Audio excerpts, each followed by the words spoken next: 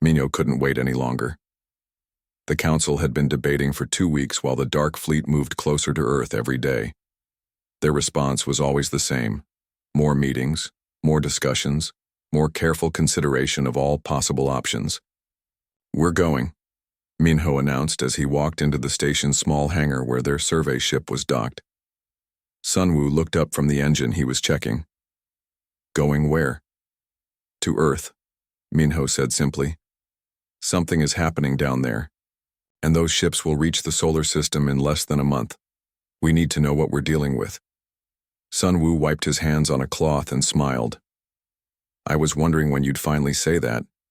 I've been preparing the gentle current for 3 days. Their ship was small compared to Council warships, but it was fast and had the best sensors available. It was designed for studying planets from a safe distance, not for flying into dangerous situations.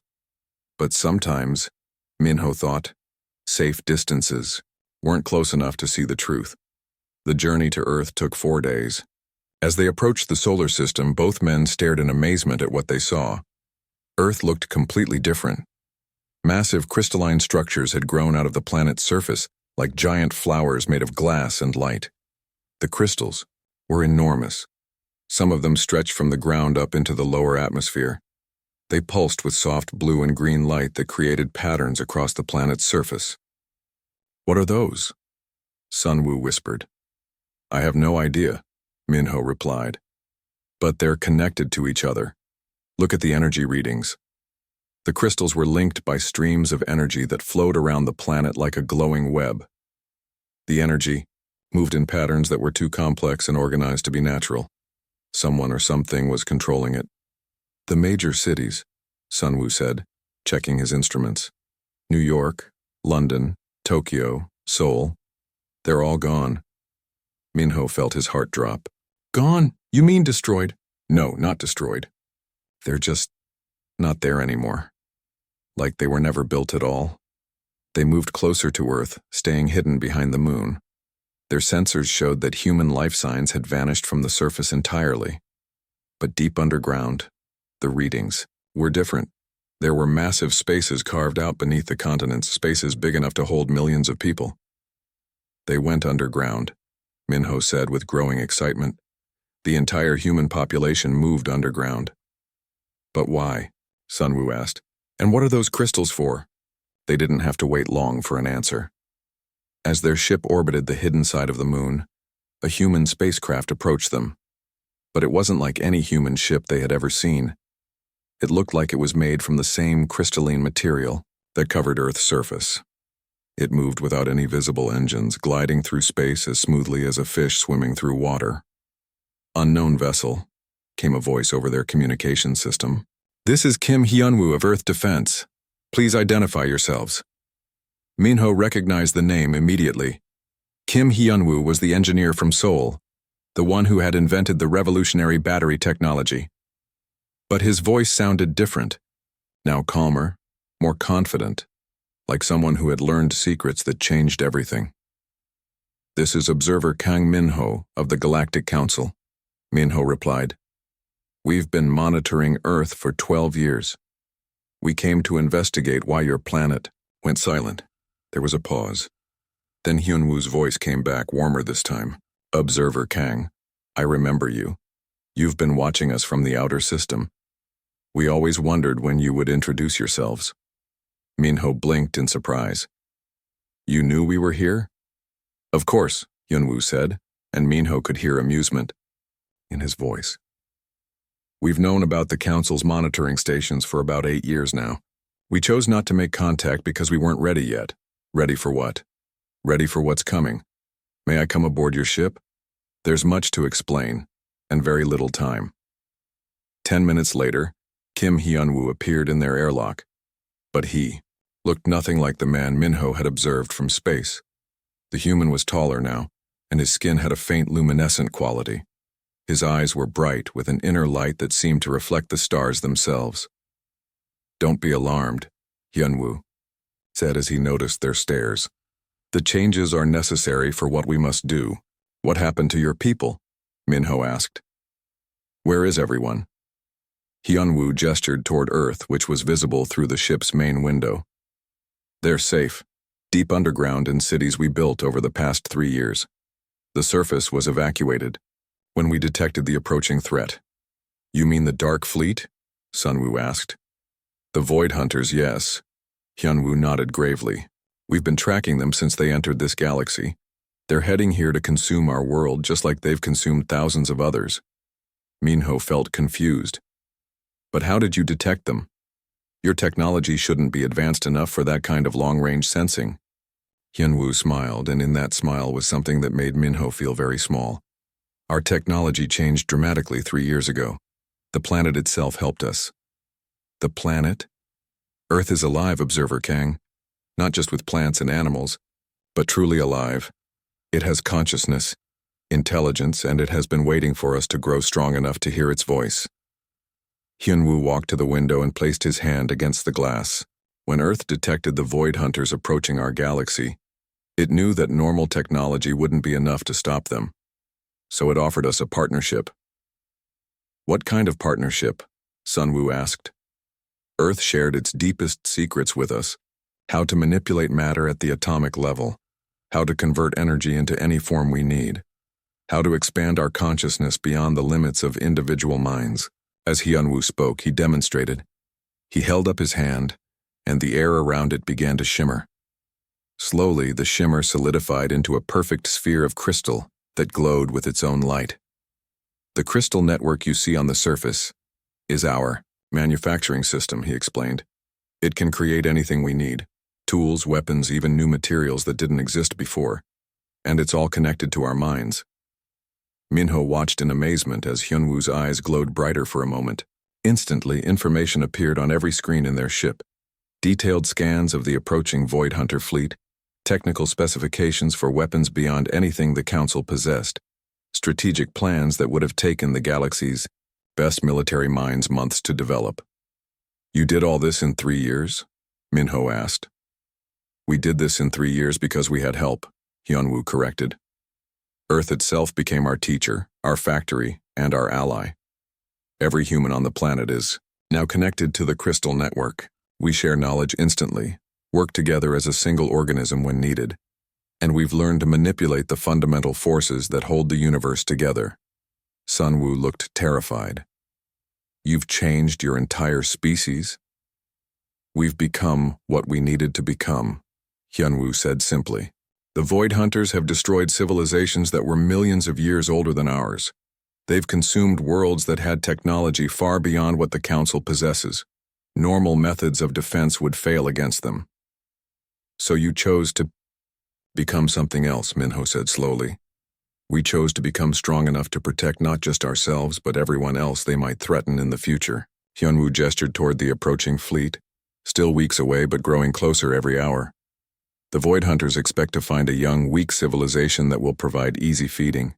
They expect resistance that follows predictable patterns, ships with energy weapons, shields that can be overwhelmed, planets that can be cracked open like eggs. His eyes flashed with something that might have been anticipation. They're going to discover that Earth is not what they expected. Minho felt a chill run down his spine. There was something in Hyunwoo's voice, something in the way he spoke about the approaching enemy, that suggested the Void Hunters weren't the only ones who were going to be surprised. What exactly are you planning to do? He asked. Hyunwoo smiled, again, and this time the smile was sharp as a blade. We're going to show them what happens when you threaten a world that refuses to die quietly. Kang Minho stared at the dark screen in front of him. The blue light that usually showed Earth's signals had been gone for 3 days now. He pressed the buttons again, checking every channel, every frequency. Nothing. Complete silence. The space station Harmony's Edge floated quietly in the empty space between Mars and Jupiter. For 12 years, Minho had watched Earth from this station. He had seen humans build their first space elevators. He had watched them cure diseases that killed millions. He had recorded their first steps toward clean energy that could power entire continents. Now there was nothing. Still no signals? Park Sunwoo walked into the control room carrying 2 cups of hot tea. His long black hair was tied back, and his face showed the same worry that Minho felt. Nothing at all. Minho said, taking the tea gratefully. No radio waves, no internet signals, no satellite communications. It's like the entire planet just stopped talking. Sunwoo sat down at his own console and began running diagnostics. The two men had worked together for 5 years, studying Earth for the Galactic Council. Their job was simple: watch the humans, record their progress, and report back to the 12 alien races that made up the Council. Humans were still considered a young species by galactic standards. They had only discovered fire 50,000 years ago. They had only been using electricity for a few hundred years. Compared to races like the Ethereal Collective, who had been traveling between stars for millions of years, humans were like children learning to walk, but they were interesting children. Look at this, Sunwoo said, pointing at his screen. The electromagnetic field around Earth has changed completely. It's not just quiet, it's like someone put a blanket over the entire planet. Minho moved to look over his friend's shoulder. The readings were strange. Earth's normal electromagnetic signature, the mix of radio waves, heat, and energy that every living planet produced, had been replaced by something else, something that their instruments couldn't identify. We need to contact the Council, Minho said. Already tried, Sunwoo replied. The communication delay to Council Station is 6 hours. I sent our report this morning. They should respond by tonight. Minho nodded, but he felt uneasy. In all his years of study, he had never seen anything like this. Planets didn't just go silent. Even dead worlds produce some kind of signal. Heat from cooling rock, radiation from natural decay, magnetic fields from metal cores. Earth was producing none of these things. It was as if the planet had simply stopped existing in any way their science could measure. The two men spent the rest of the day running every test they could think of. They checked their instruments 3 times. They sent probe signals toward Earth and waited for echoes that never came. They even tried using the old emergency frequencies that Earth's governments had established for first contact situations. Silence. As the day turned to night on their small station, both men found it hard to sleep. Minho kept thinking about the Beo, humans he had watched for so many years. There was Kim Hyunwoo, the engineer in Seoul who had invented a new type of battery that could store solar energy for months. There was Song Minji, the scientist in California who had been working on ways to clean plastic from the oceans. There was Nam Seokjin, the teacher in Tokyo who had created programs to help children understand space and dream of traveling to other worlds. Were they all gone? Had something terrible happened to Earth while the galaxy watched from far away? The Council's response finally came 18 hours later. Lee Ji-won's face appeared on the main screen, her silver hair gleaming under the lights of the Council chamber. As the senior strategist for the Galactic Council, Ji-won was responsible for making decisions about young species like humanity. Observer Kang, she said in her formal voice, we have received your report about Earth's communication silence. The Council is concerned, but we must follow proper protocols. Minho felt his heart sink. He knew what proper protocols meant. It meant meetings, committees, debates, and more meetings. It meant that by the time the Council decided what to do, weeks or months could pass. With respect, Strategist Lee, Minho said, this situation seems urgent. An entire planet doesn't just stop communicating without reason. We understand your concern, Ji-won replied. However, we must consider all possibilities. Perhaps the humans are going through a natural evolutionary phase. Perhaps they have discovered interstellar communication methods that we cannot detect. Perhaps they have chosen to enter a period of isolation to focus on internal development. Sunwoo stepped into view of the camera. What if they're in danger? What if something has attacked them? Ji-won's expression didn't change. That is one possibility among many. The Council will debate this matter and decide on the best course of action. Until then, you are to continue monitoring and report any changes immediately. The communication ended, leaving Minho and Sunwoo alone with their worry and frustration. Debate, Sunwoo said bitterly. They're going to debate while an entire species might be dying. Minho said nothing, but he was thinking the same thing. The Council meant well, but they moved slowly. They had survived for millions of years by being careful, by thinking through every decision, by avoiding mistakes that could hurt entire civilizations. But sometimes, Minho thought, being careful was the same as doing nothing at all. Days passed. Earth remained silent. The council continued to debate. Minho and Sunwoo continued to monitor, but there was nothing to see. Even Earth's weather patterns had become strange. The clouds moved in ways that didn't follow normal atmospheric physics. The oceans reflected light differently. Even Earth's moon seemed to orbit in a slightly different pattern. Something was definitely wrong. On the 7th day of Earth's silence, something new appeared on their sensors. It wasn't coming from Earth. It was coming from deep space, from the direction of the galactic rim where few civilizations dared to travel. "Minho," Sunwoo called urgently. "You need to see this." Minho rushed to the console. On the screen was a sensor reading unlike anything he had ever seen. A massive fleet of ships was moving through space toward the inner galaxy. The ships were dark, angular, and they seemed to absorb light rather than reflect it. "How many?" Minho asked. "Thousands," Sunwoo whispered. "Maybe tens of thousands. And they're heading directly toward Earth's solar system." Minho felt cold fear spread through his chest. He had heard stories about the Void Hunters, ancient enemies of all life who appeared from the empty spaces between galaxies. They were supposed to be myths, legends told to frighten young civilizations into staying close to home.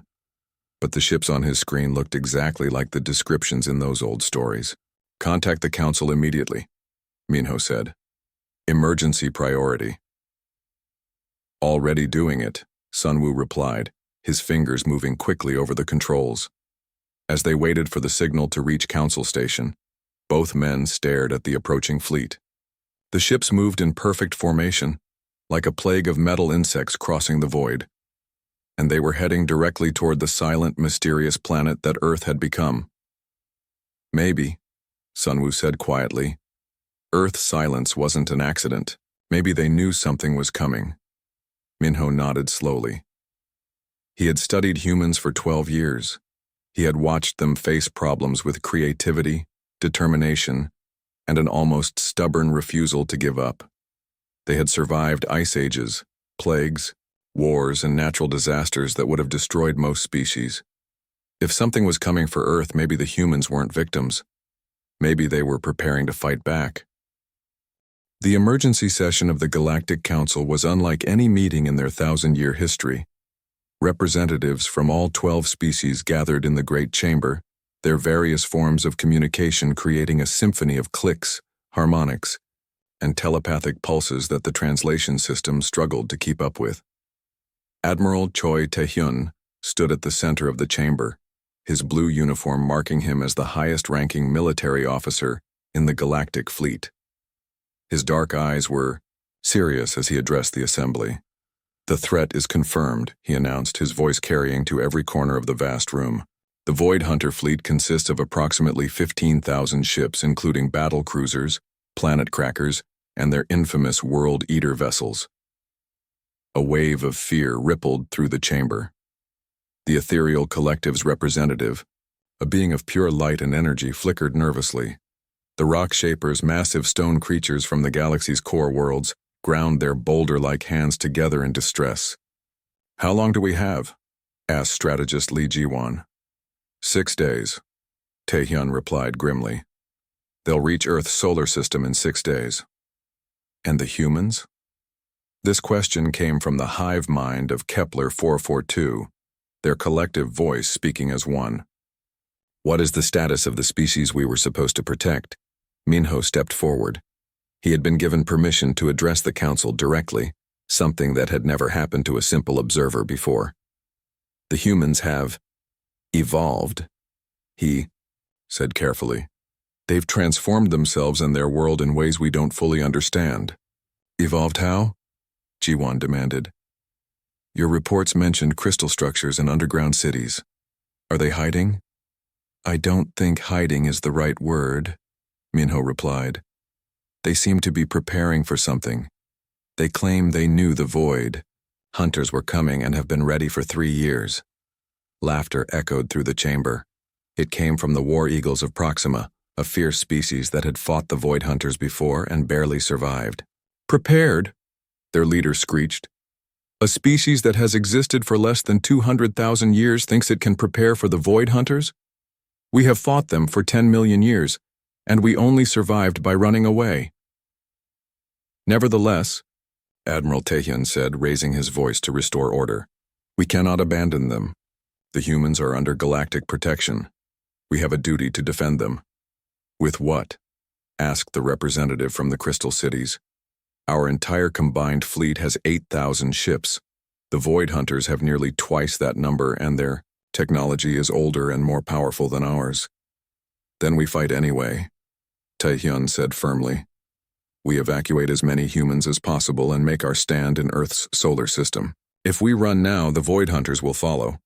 They'll consume world after world until there's nothing left." The debate continued for hours. Some species wanted to evacuate the humans to safer worlds. Others suggested offering the Void Hunters tribute in exchange for leaving the galaxy alone. A few even suggested that humanity should be abandoned to save the more established civilizations. But in the end, Admiral Taehyun's argument won. The galactic fleet would make its stand at Earth.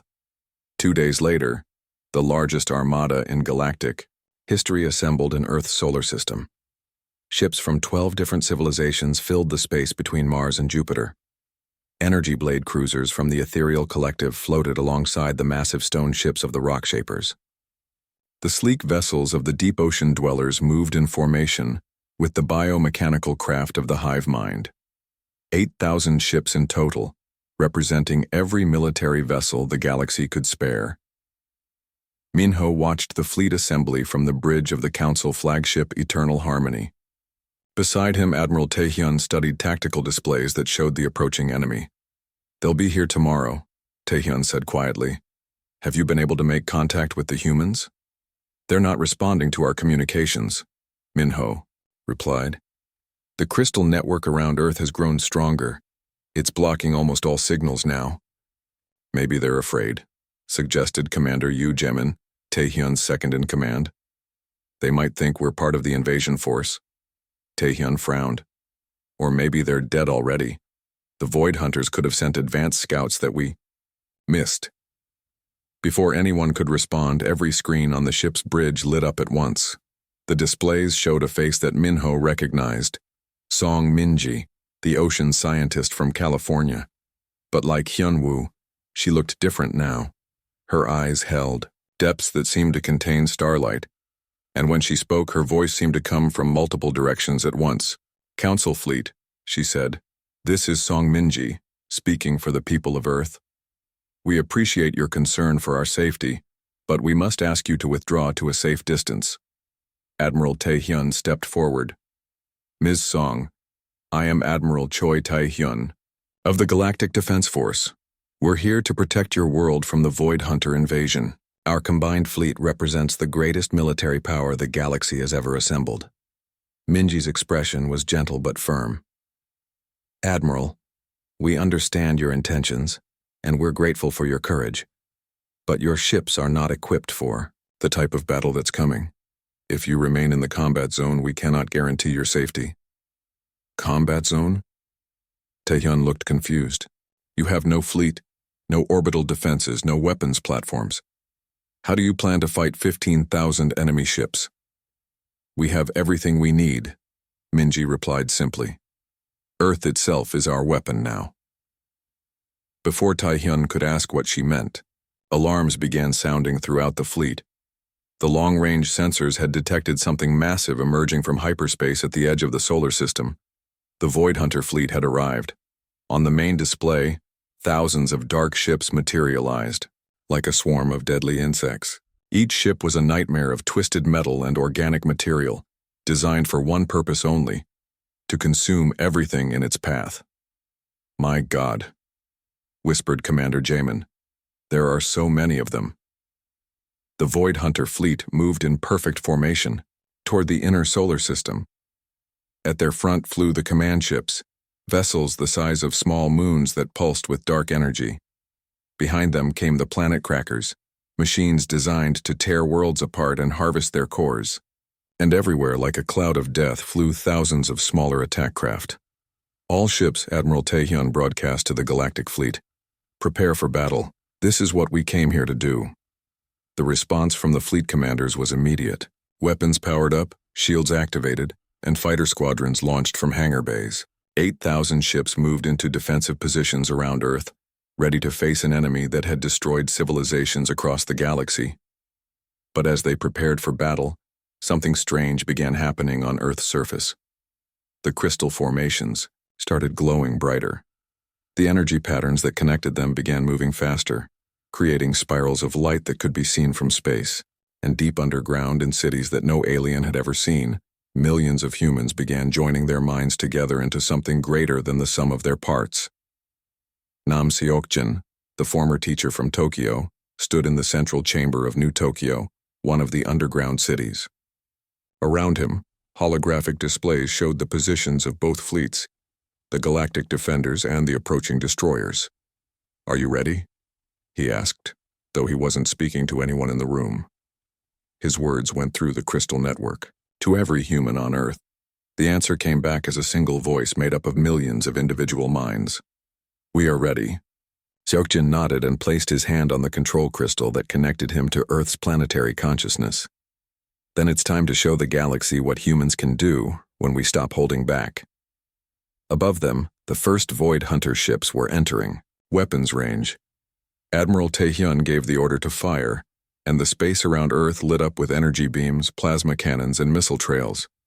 The battle for humanity's survival had begun, but neither the Galactic Council nor the Void Hunters understood what they were really about to witness.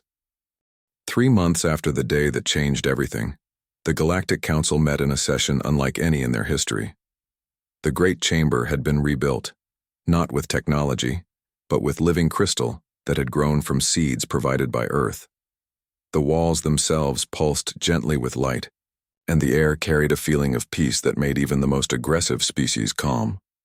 An Do-hyun stood at the center of the chamber, but he no longer looked like the human teacher from London that Minho remembered.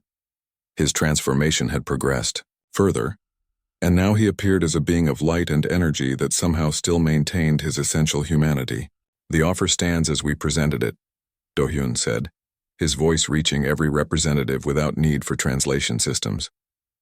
"We can share what Earth taught us. Every species in the Council can learn to transcend their current limitations. But at what cost?" asked the representative from the War Eagles, his fierce eyes still suspicious despite the obvious benefits humanity had brought to the galaxy. "You say you're still human, but you've changed beyond recognition." "We've changed, beyond our previous limitations," Do-hyun corrected gently, "but we haven't lost who we are. If anything, we've become more truly ourselves than ever before." Strategist Lee Ji-won leaned forward in her crystalline seat. In the months since Earth's revelation, she had become the primary liaison between the Council and humanity. "What about the Void Hunters, the ones you healed? What's their status?" "They're recovering well," Do-hyun replied. "Most of them have chosen to join our Guardian programs. They want to make amends for the damage they caused over the millennia." He gestured, and the chamber's walls displayed images from across the galaxy. Former Void Hunter ships, now transformed into vessels of healing and creation, were working to restore worlds that had been damaged by war or natural disasters, where once they had consumed and destroyed, they now built and nurtured. The Healer-class ships have already restored 7 dead worlds to full ecological health, Do-hyun continued. The Constructor-class vessels are building new space habitats for refugee populations, and the Guardian-class ships are patrolling the galaxy's borders, watching for threats from outside our spiral arm. Admiral Taehyun, who had spent the past 3 months trying to understand what he had witnessed, spoke up. "You've created a fleet more powerful than anything we ever imagined. But you claim it's for protection, not conquest." "Because we don't need to conquer anything," Do-hyun replied. "When you can create whatever you need, when you can heal any damage, when you can transform enemies into allies, what would be the point of conquest?" The representative from the hive mind buzzed with multiple voices speaking as one. "But surely, there are limits to your abilities. Surely there are problems that even your transformation cannot solve. Do-hyun's expression became thoughtful. There are still challenges, yes. The universe is vast, and we've only just begun to understand our place in it. But every problem we encounter teaches us something new. He waved his hand, and the chamber filled with a three-dimensional map of the local galaxy cluster. Red dots marked areas of concern, dying stars, collapsing civilizations, spatial anomalies that threatened entire systems. These are the current threats we're monitoring, Do-hyun explained. Some we can handle now. Others will require us to grow even further. That's why we need partners, not subjects. Partners in what? Asked the representative from the Crystal Cities. In becoming gardeners of the galaxy, Do-hyun said simply. For too long, all of us have thought too small. We've focused on survival, on maintaining what we have, on protecting our individual worlds and systems. But the universe is calling us to something greater. The chamber fell silent as every representative contemplated his words. Minho, who had been given a special position as humanity's first official observer, stepped forward. Show them the nursery project, he suggested. Do-hyun nodded and gestured again. The chamber's displays changed to show something that took everyone's breath away. In a previously empty region of space, humans had begun creating new star systems. They weren't just moving planets or redirecting asteroids. They were actually forming new stars from collected cosmic matter, then carefully crafting planets around them with the exact conditions needed for life. We call them nursery worlds, Do-hyun explained. Perfect environments for new civilizations to grow and develop. We've completed 3 systems so far, with dozens more in progress. You're creating worlds, whispered the representative from the deep ocean civilization. Entire worlds, designed for life. It's what we should have been doing all along, Do-hyun replied. Instead of fighting over limited resources, instead of competing for territory, we should have been expanding the amount of life and beauty in the universe. He turned to address the entire council. This is what we offer to share. Not just our technology, not just our abilities, but our vision. The galaxy doesn't have to be a place where civilizations struggle for survival. It can be a garden where every form of life has room to grow and flourish. The debate that followed lasted for days. Some species were eager to accept humanity's offer immediately. Others worried about the changes that transformation would bring. A few insisted that their traditional ways were sufficient, but in the end, the vote was unanimous. The Galactic Council agreed to begin the process of learning what Earth had taught humanity. The transformation didn't happen overnight. Each species learned at their own pace, guided by human teachers who had volunteered to help. The War Eagles learned to channel their aggression into protective instincts that made them incredible guardians.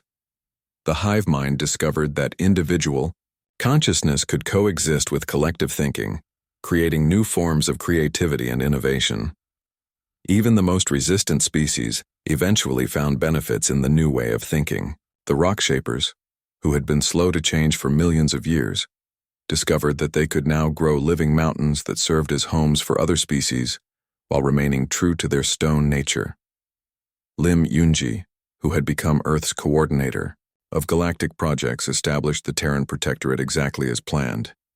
Volunteer humans took responsibility for patrolling the galaxy's most dangerous regions, ensuring that no civilization would face threats alone. But the most important change wasn't technological or military. It was philosophical. The galaxy began to think of itself as a single organism, with each species playing a vital role in the health of the whole. Instead of competing for resources, civilizations began collaborating to create more resources. Instead of building weapons to fight each other, they built tools to fight the universe's real enemies: entropy, isolation, and despair. Kang Minho, now serving as humanity's primary ambassador to the Council, stood on the observation deck of New Harmony Station, the crystalline space station that had replaced the old Council headquarters. Through the transparent walls, he could see the nursery worlds that surrounded the station, dozens of perfect planets where new civilizations could grow without the struggles that had shaped the older species. Do you ever miss the old days? asked Park Sun-woo, who had chosen to remain mostly in his original human form while serving as Minho's research partner. Minho considered the question seriously. I miss the simplicity sometimes, he admitted. When I was just an observer watching from a distance, everything seemed clearer. Good and evil, possible and impossible, us and them. And now? Now I understand that the universe is much more complex and much more beautiful than I ever imagined, Minho replied. The boundaries I thought were permanent were just limitations we had accepted. Around them, the galaxy continued to transform. Former enemies worked together to heal old wounds. New species emerged from the nursery worlds, guided by the combined wisdom of all the civilizations that had come before them. And at the center of it all, Earth continued to pulse with the gentle light that had started everything. The planet that had once gone silent now sang with a voice that could be heard across the entire galaxy, a song of growth, of healing, of infinite possibility. Humanity had kept its promise. They had become the galaxy's gardeners, nurturing life wherever they found it and creating new opportunities for growth wherever they were needed. The universe, vast and full of wonders yet to be discovered, waited to see what they would accomplish next.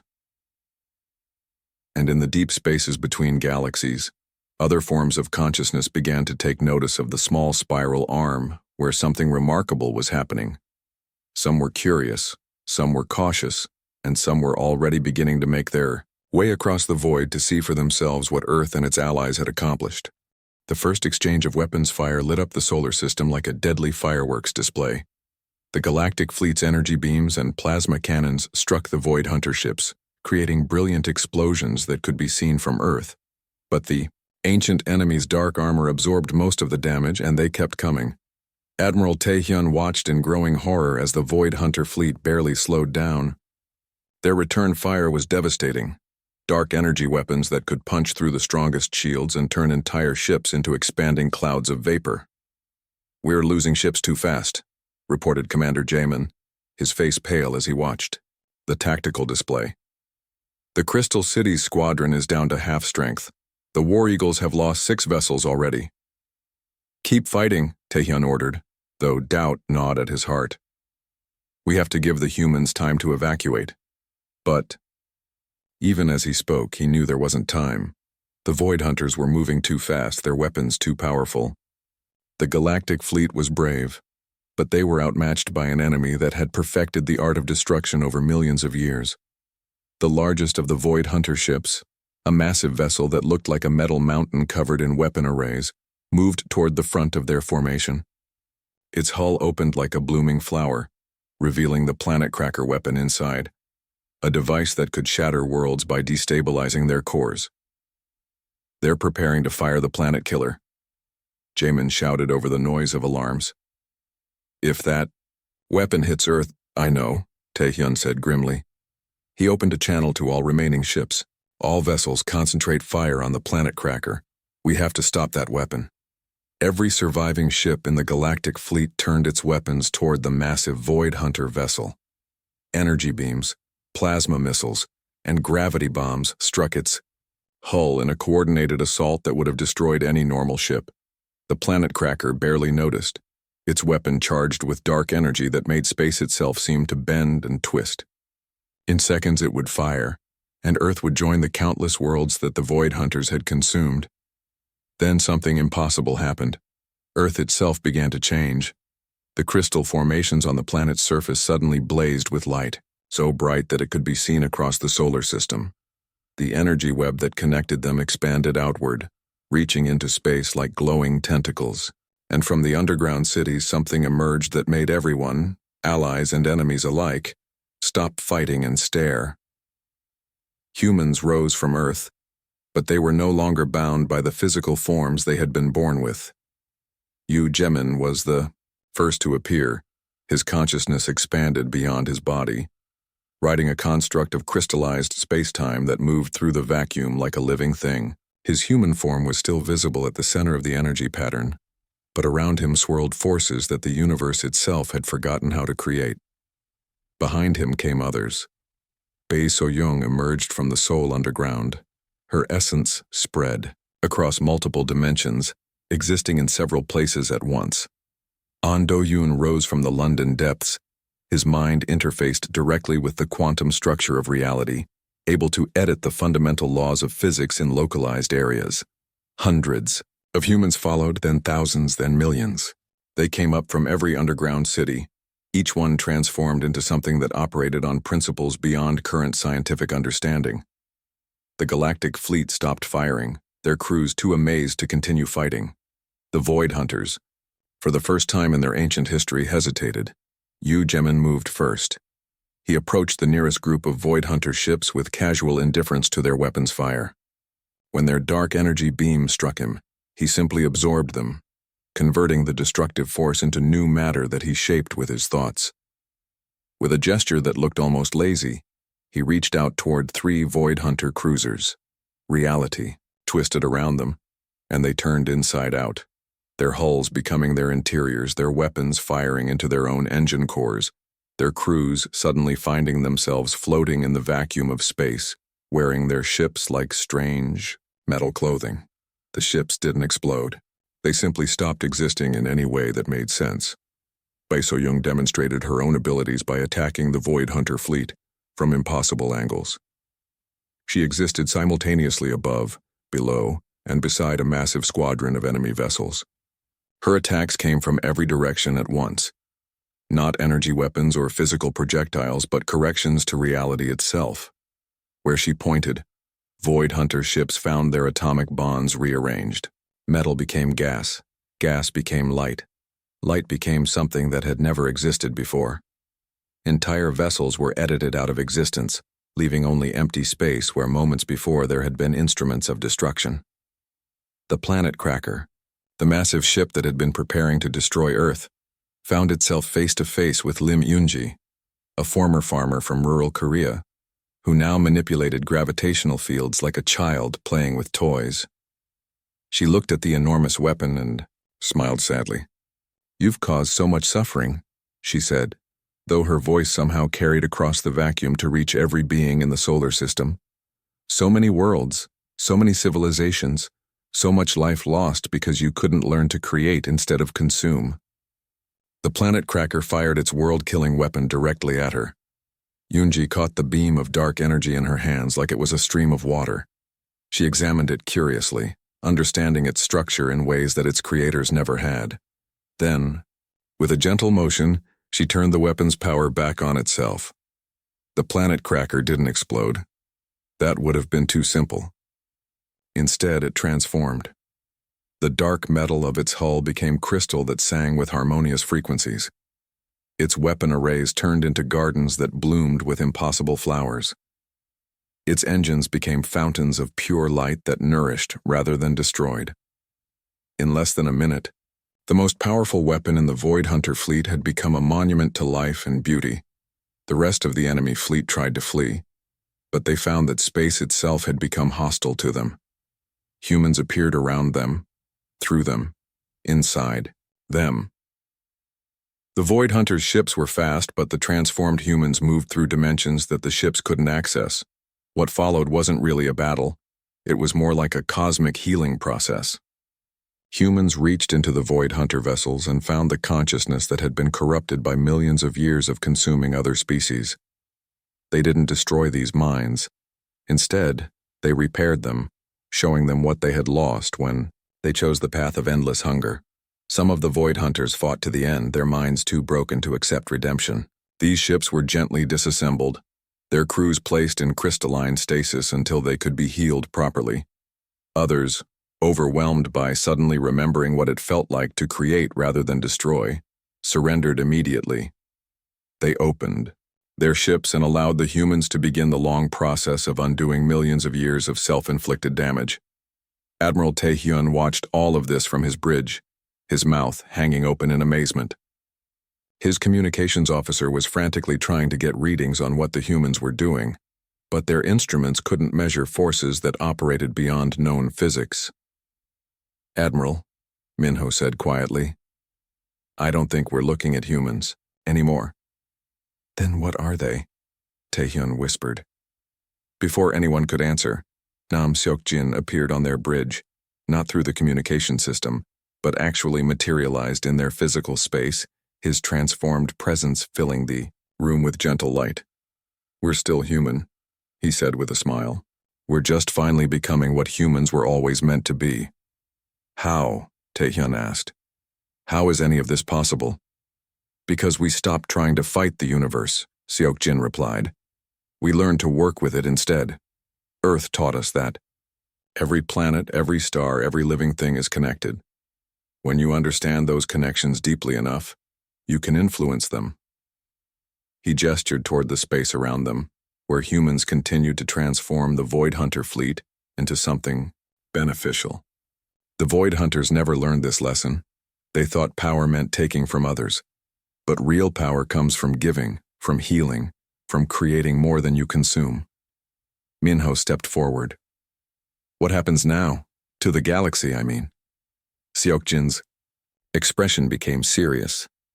"That depends on whether the Council is ready to learn what we've learned. The universe is much larger and more dangerous than any of us realized. The Void Hunters were just one threat among many." He looked directly at Admiral Taehyun. "We can teach you what Earth taught us, but only if you're willing to change. The old ways of thinking, the old limitations, they have to go." Around them, the last of the Void Hunter ships was being transformed. The greatest threat the galaxy had ever known was gone. Not destroyed but healed, converted into allies who would spend the rest of their existence making up for the damage they had caused, and it had all happened in less than an hour. The transformed humans began returning to Earth, their work complete.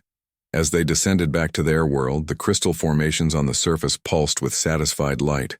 The galaxy was safe. But more importantly, it was about to discover that safety was just the beginning.